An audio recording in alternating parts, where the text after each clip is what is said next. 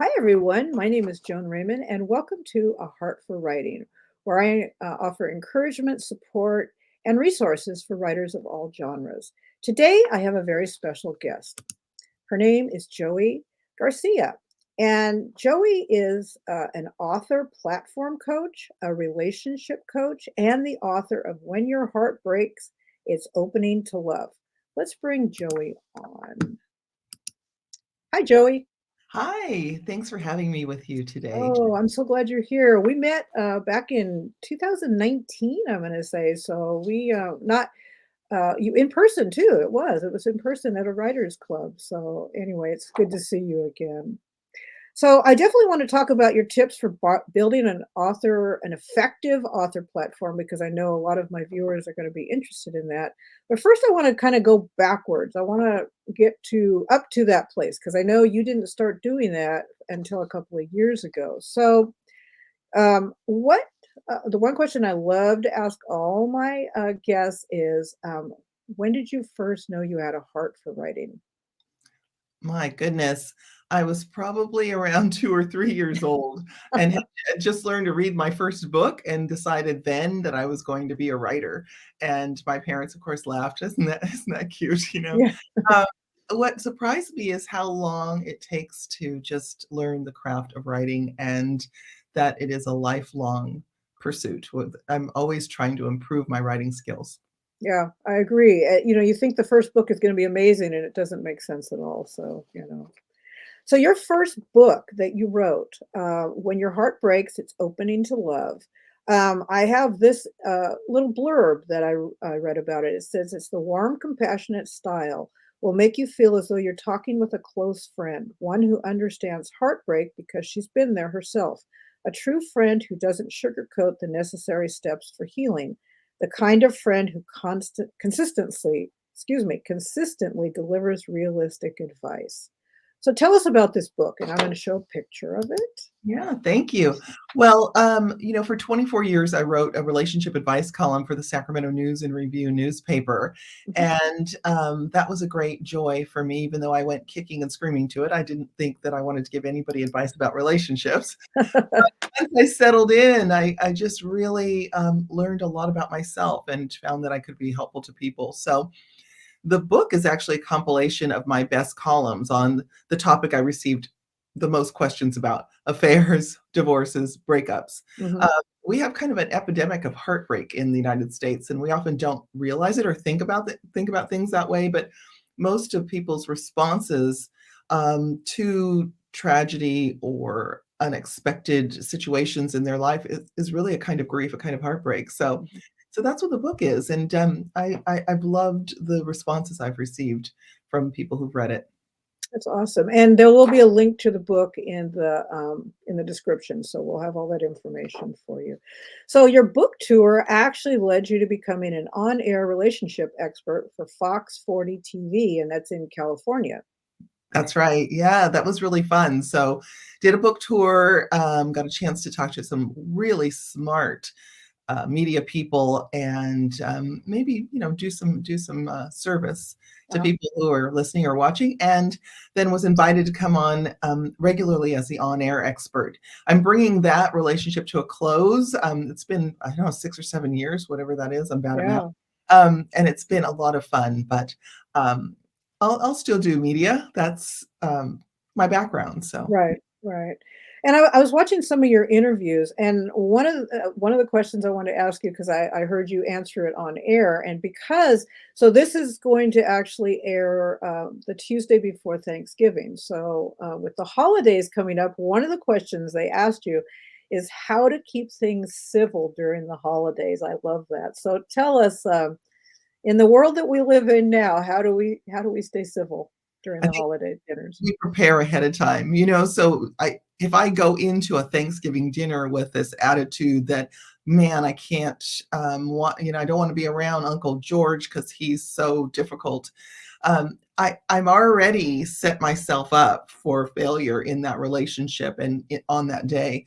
I need to clean out all of that anger and get to what the value is that I really am hoping that I could get to a place of sharing with this fellow, let's say Mhm. Uncle George. Yeah. So, it's about cleaning myself out. It's not about changing the other person. I think a lot of people become afraid that that means that they're going to be, I don't know, somehow acquiescing or losing their standing on a particular issue, but instead maybe listening and coming and asking questions and coming to understand someone else's point of view. And that most of us have really strong opinions about something because we're scared. So find out what the person's scared about, but more importantly, find out what you're scared about first Hmm. and deal with So that. so do you suggest staying away from all the hot topics, or do you No. suggest if oh, really? I Okay. don't believe in that. So Um, if politics comes up, embrace it, right? Yeah, I think, this is the real world, and if we're always trying to protect ourselves from reality, then we're not in reality, we're in fantasy, and that's a problem. So, I think it's very important if something difficult comes up to be honest, but not attack if possible. It's not always possible. If you do end up slipping and you end up attacking, maybe you want to apologize to yourself and to others for Yeah. doing that, you know? I think that what we forget is the importance of equality. That's at the heart of a democracy, right? But Right. if I really am trying to force someone to believe as I do, that's a problem. If I'm trying to help that person see my perspective, that can help. Mhm. Example, you know, um, I'm an immigrant, for example, right? I came from Belize, so I sometimes say to people, "Well, I'm an immigrant, and because for me this situation is painful because, or I'm a woman, so this particular person running for office concerns me because, right, instead of like that guy's an idiot and so are you for for liking that person or voting for that person, like coming from a place of rational compassion. And you're talking about yourself too, so when you put it on you and why it bothers you or why you're excited about it, then it takes all the pressure off of the other person. That's So, right. I like that.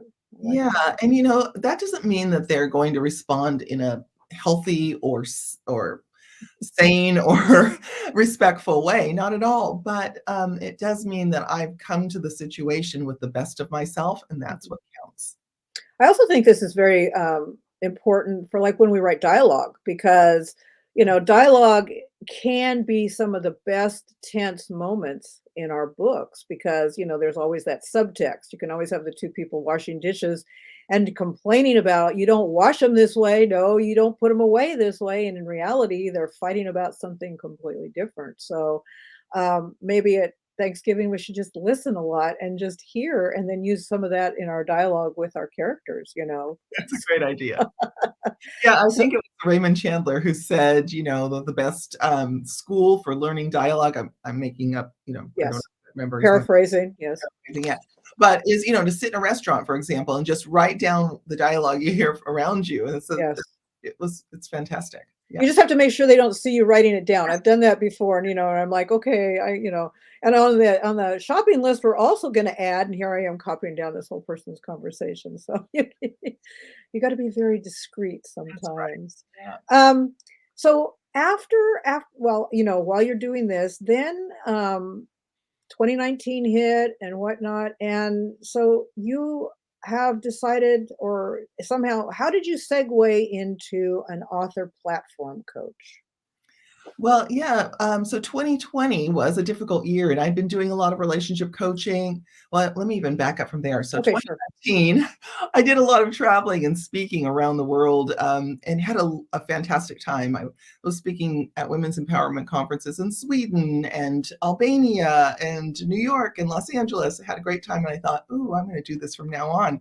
So I kind of cleared and sort of finished off my coaching contracts and thought, I had booked myself for a lot of events in 2020, and then 2020 happened. Right. So there was no travel, and I had 3 days of like, oh, what am I going to do?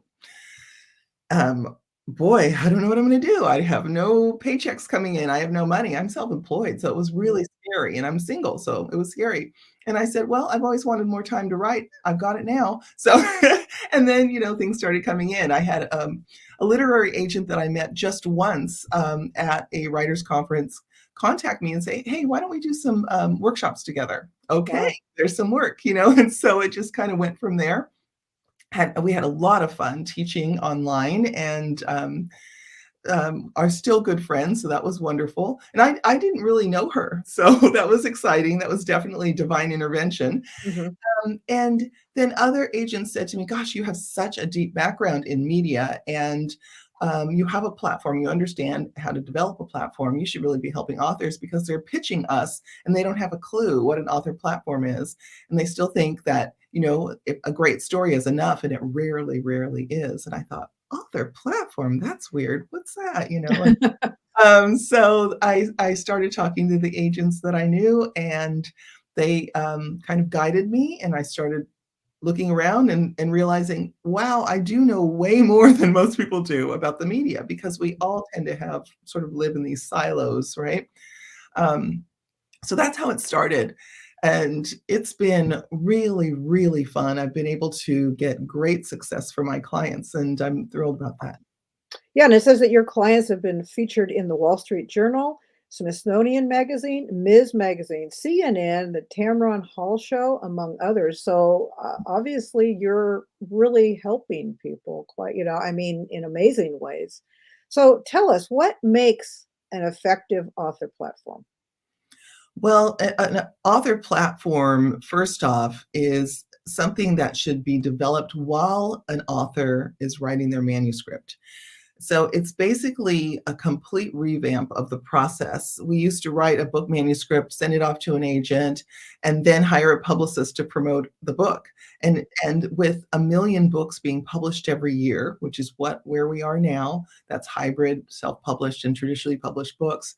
There's no time for that kind of process. So as you're developing your manuscript, you're pulling themes from it and developing expertise. You're becoming a subject matter expert in those areas, getting interviewed, writing for national publications so that you have a national byline. You're developing a following, you're developing an audience, and you're also becoming media savvy. If we wait until we publish the book and then hire a publicist, that publicist can only do so much, right? Right. They can't get us, rarely anyway, onto like major national media if we've never done that before. Mhm. They're gonna get us in, little small pockets, and what happens to writers is they like, "I paid $25,000 and I thought I was gonna get on Good Day, whatever." Good Morning America or so, Right? whatever it is. Yeah. And they're not gonna be seen as capable of that because they don't have any prior major media interviews under their belt. Right. So how does one start? I mean, do you start with the local newspaper? Do you start with because you just can't call the TV station and say, "Hey, I'm an author, interview me," or can you? You start by hiring a coach. Okay. Most of us, myself included, it's very hard for us to see ourselves. And if we can't see ourselves, we don't know what we're doing wrong or how we should brand ourselves, Right. right? So I talk a lot about my clients and their successes.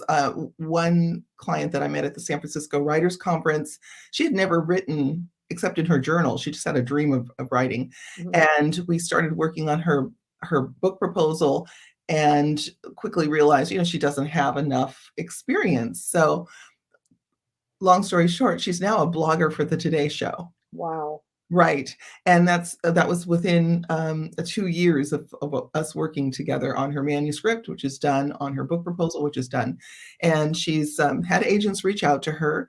She's working, to get a publisher now. So people that are self-published like myself, Yes. um, obviously you don't distinguish between, or do you only work with self-published or traditionally published? Do you work with everybody?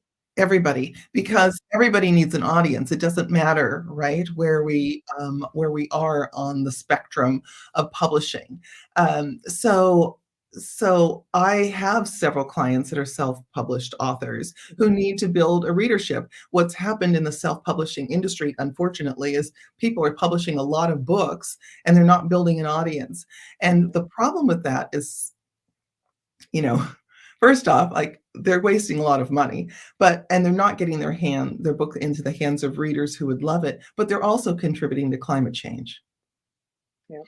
right? Because they're creating, something that they're trying to get people to download for free, but no one's reading it, so that's a waste of energy. It's a Yeah. waste of electricity. It's a waste of resources, and, there's no, we're not really looking at the fact that we as writers and authors are contributing to climate change in massive numbers. Wow. Never thought about that. Yeah.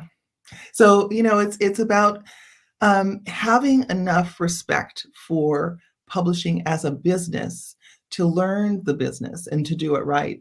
And I think also a lot of time we don't believe that we should have to pay. Oh, I can take this class and learn how to do book publicity myself, which is kind of a joke.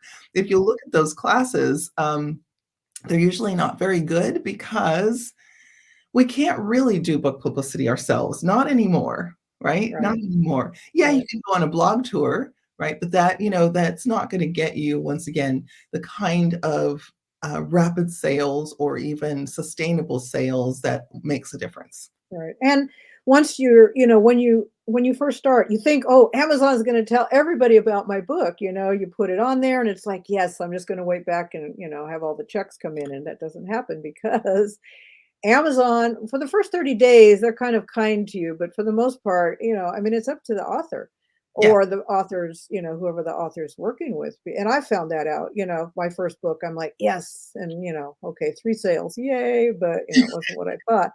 I also had to change the cover and a couple other things on it too. But, and I work with authors. I'm a writing coach. So I help them get through the process of, I can't do this to, yes, I can do this, but they always ask me, so when do I start building a website? And I'm like, yeah, like a year ago.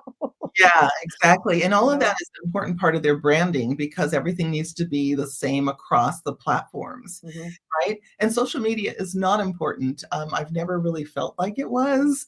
And we're finding out now more than ever that that's not where we need to build our audiences, right? Now that's interesting because I was going to ask you, do you recommend what social media do you recommend? And you're saying social media is not the be all to end all, right? No, it's not, because if it goes down, how do you connect with your audience? Right. Also, it is way too easy to have one's account hacked, right? Very few, so many authors are posting again. They're really in this cycle of creating content, but they have no clue how to market, right? Mhm. So they're not making a connection between is this post really driving sales, or am I Right. just like woo, So Yeah. right? So it's super important that we're always thinking about the end result, which is getting our book into the hands of readers. And a post that's about my, whatever, my ego isn't going to do that. It's got to be about the reader, about reaching the reader. And I know some people on TikTok have had a lot of success. They've figured out how to do it. They post these reels and they post or whatever you call them, and they're suddenly showing tons of book sales. But I also have seen them say it's a full time job and they're so exhausted after a month they can't do it anymore. Yeah, It's not sustainable. You know. right.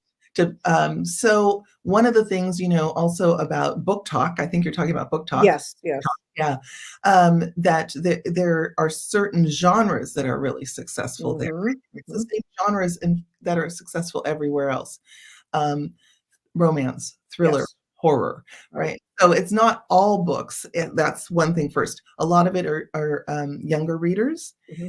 and they are consuming the books, right? They're Yes. reading, they're going through them really fast, which which is great for the author, and the author's then pushing out series, and that's terrific. But once again, yeah, it's not sustainable because it's really in some ways not real. Right, exactly. And We so have what you do, you coach authors on an effective platform that is more sustainable, more more practical, I guess, and that where they're not going crazy making 16 TikTok things a day or whatever it is. So, Yeah, it goes back to, again, becoming an expert. So another client that I met at the San Francisco Writers Conference again, she had this idea based on finding a family historical document, and she wanted to write about the person who the document was about, Mary Ware Dennett.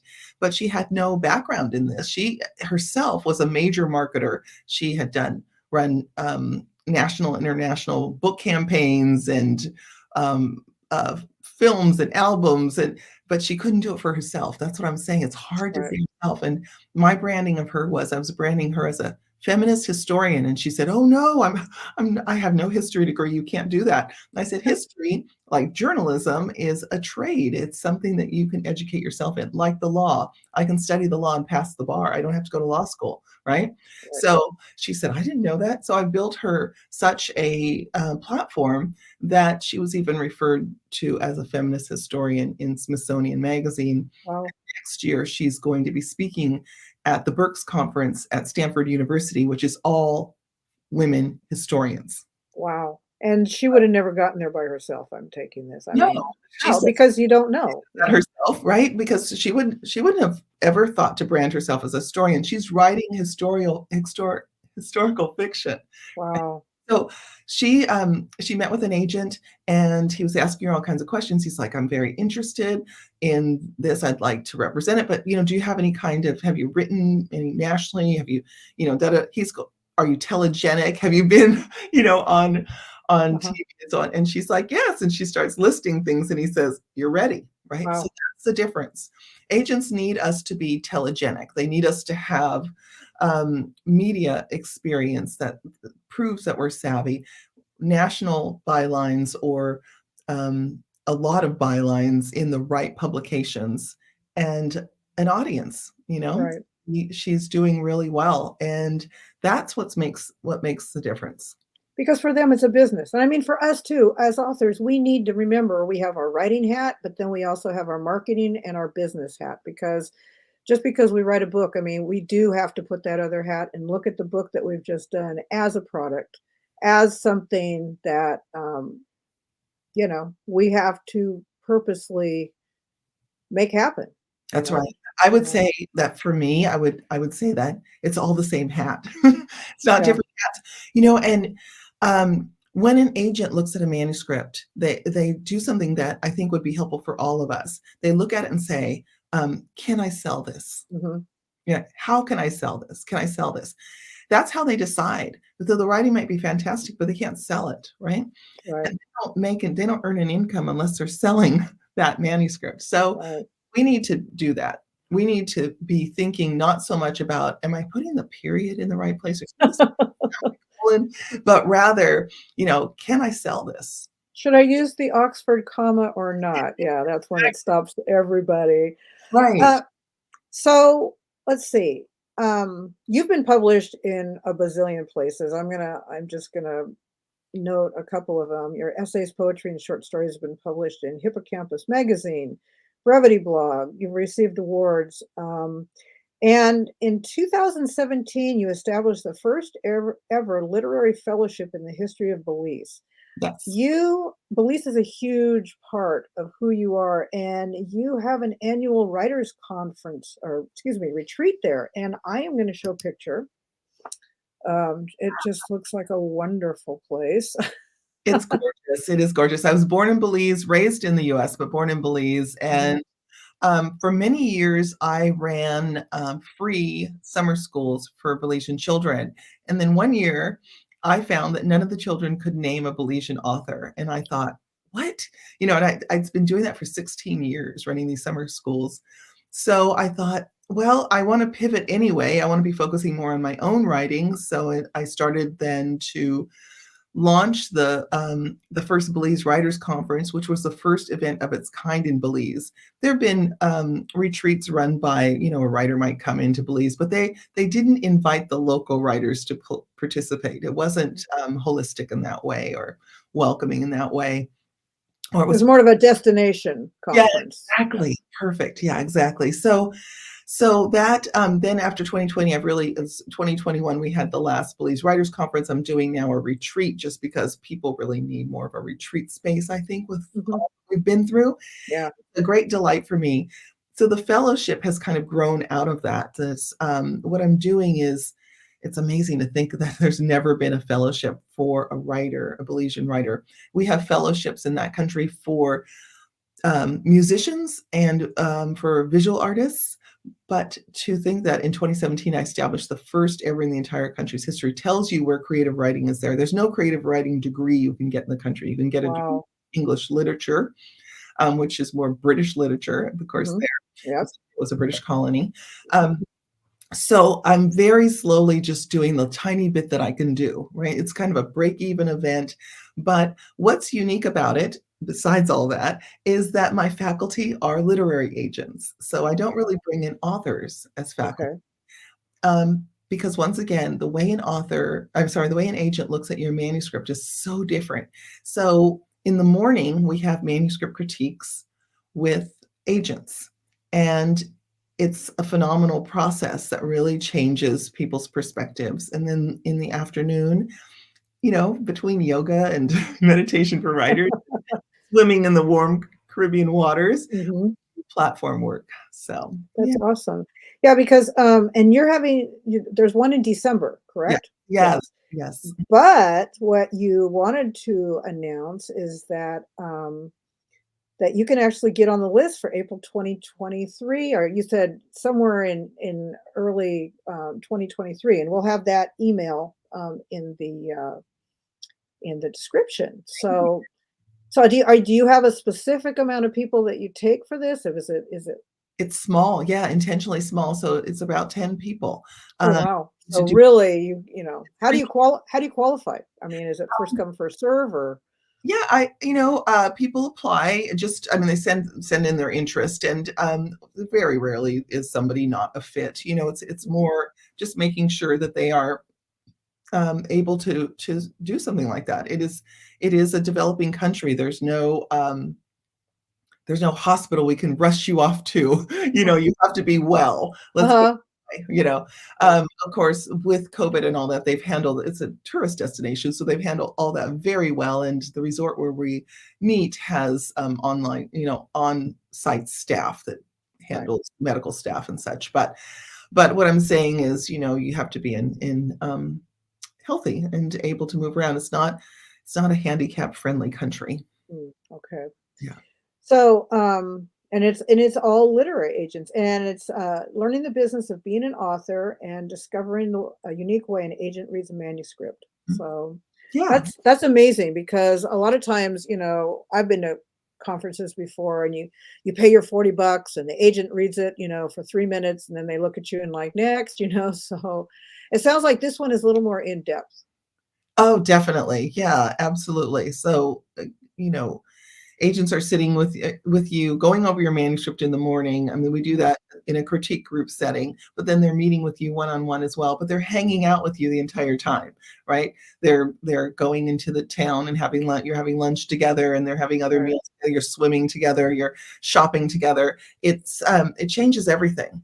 Right, and you realize that these agents are not the horrible people that they've made up, the gatekeepers that no one can even approach, you That's know? right, they're human beings, and, that's really helpful for writers, and to start to understand the kind of pressure that agents are under, alleviates really silly questions like, "Well, I queried her but never heard back, and I think that that's wrong and that they should, respond." I'm like, they're getting 100 Right, emails a day. right, and they have to read very quickly. You have 1 page, 1 paragraph, and that's it? Yeah, Yeah, they definitely have tough jobs. yeah, Um, yeah. so we're pretty much to the end here, but I do have one. I know I have one last, really important question for you is, what advice would you give to, first of all, writers starting out, and then writers that are established? So two different pieces of advice. So writers starting out, they're sitting down, they're looking at their first draft, they've got the ideas, they've done their research. What advice would you give them? Build a platform. Right, build a platform. Okay.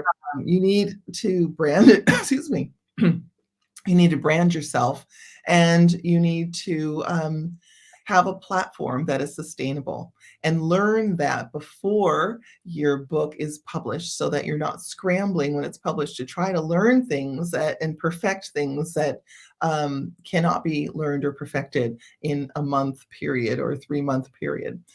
And if you already are an author, keep your platform going and continue to build it, because that is the most important aspect of your success. You know, many people can write, many people can tell a great story. Not everyone can keep an audience waiting for the next book. Right.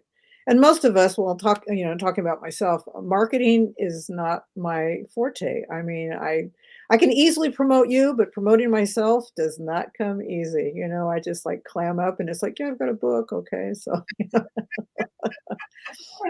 Well, I'd love to help. well, yes, and so all of Joey's information, her website, just everything will be in the description. And I appreciate everybody who's watching this and who wants to get a hold of her. So Joey, thank you so much. I appreciate your time. Thank you. Thank you everyone for watching. I appreciate it. I hope you learned something amazing. I know I did. I've learned more about platforms. At first, I always thought they were just okay, Instagram. That's your platform. That's it. But obviously, that's not true. Anyway, thank you for watching. I appreciate it. Like and subscribe, and so you won't miss the next episode.